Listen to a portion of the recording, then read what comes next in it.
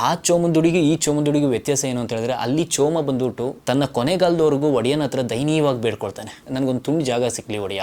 ಅದು ಬೇರೆ ಯಾವುದೋ ಒಂದು ಅಲ್ಲಿ ಉಳುಮೆ ಮಾಡಿ ಅಲ್ಲಿ ಬೆಳೆದಿದ್ದನ್ನು ತಗೊಂಡೋಗಿ ಎಲ್ಲ ಹೊರಗಡೆ ಮಾರಿ ಹಣ ಸಂಪಾದನೆ ಮಾಡ್ಬೇಕನ್ನೋ ಒಂದು ಕಾರಣಕ್ಕಲ್ಲ, ತನ್ನ ಮಕ್ಕಳಿಗೆ ಒಂದು ಗಂಜಿ ಹಾಕ್ಬೇಕು, ತನ್ನ ಮನೆ ಮಠ ನೋಡ್ಕೋಬೇಕು ಅನ್ನೋ ಒಂದೇ ಒಂದು ಕಾರಣಕ್ಕೆ ಅವನು ದಯನೀಯವಾಗಿ ಕೇಳ್ಕೊಳ್ತಾನೆ. ಕೊನೆಗೂ ಸಿಗಲ್ಲ, ಅದು ಸಿಗದೆ ಅವನು ಹಂಗೇನೆ ಹತಾಶೆಯಾಗಿ ಸಾಯ್ತಾನೆ. ಆದರೆ ಇಲ್ಲಿ ಅವನ ಮಗ ಏನಿರ್ತಾನೆ, ನಾವು ಈಗ ಮಾಡಿರೋ ಬಿಚ್ಚುಗತ್ತಿಯ ಬಂಟನ ಬಲ್ಲಿನ ಕಾಳ, ತನ್ನ ಅಪ್ಪನ ಆಸೆ, ತನ್ನ ಅಪ್ಪನಲ್ಲಿ ಇದ್ದಂಥ ವಿಚಾರಗಳನ್ನ ಇಟ್ಕೊಂಡು ಇವನು ಹೇಗೆ ಪಡ್ಕೊಳ್ತಾನೆ ಭೂಮಿನ? ಒಂದು ಹೋರಾಟದ ಮೂಲಕ ಪಡ್ಕೋಬಹುದು, ಇಲ್ಲ ತಿರ್ಗಾ ಅಪ್ಪನ ತರನೇ ಇದ್ ಮಾಡ್ಕೊಂಡು ಪಡ್ಕೊಳ್ತಾನ, ಅದೇ ಕಾಡಿ ಬೇಡಿ ಅನ್ನೋದು. ಅದನ್ನ ನಮ್ಮ ಸಿನಿಮಾ ನೋಡಿದ್ರೆ ನಿಮ್ಗೆ ಗೊತ್ತಾಗುತ್ತೆ. ಅದು ಖಂಡಿತವಾಗಿ ಟ್ರೈಲರ್ ನೋಡಿದ್ರೆ ನಿಮ್ಗೆ ಗೊತ್ತಾಗಿರುತ್ತೆ ಇದು ಹೋರಾಟದ ಇದ್ ಮೂಲಕನೇ ಆಗೋದು ಅಂತ. ನಮ್ಗೆ ಎ ಸರ್ಟಿಫಿಕೇಟ್ ಸಿಕ್ಕಿದೆ. ತುಂಬಾ ಹಾರ್ಶ್ ಆಗಿರೋಂತನೂ ನಾವು ತೋರಿಸಿಲ್ಲ, ಅಂದ್ರೆ ಚೋಮಂದುಡಿದ ಆ ಸೋಲ್ ಇಟ್ಕೊಂಡಿದೀವಿ, ಅದ್ರ ಮೇಲೆ ನಾವು ಒಂದಷ್ಟು ಮಾಡಿದೀವಿ. ಅದು ನಾವು ಸಿನಿಮಾ ನೋಡಿದ್ರೇನೆ ಅದು ನಾವು ನಿಮ್ಗೂ ಗೊತ್ತಾಗೋದು ಅನ್ಕೊಳ್ತೀವಿ ನಾವು, ಯಾಕಂದ್ರೆ ನಾವು ಅದನ್ನ ಹೇಳೋದ್ರ ಮೂಲಕ ಅದು ನಮ್ಗೆ ಕನ್ವೆ ಮಾಡಕ್ ಆಗಲ್ಲ.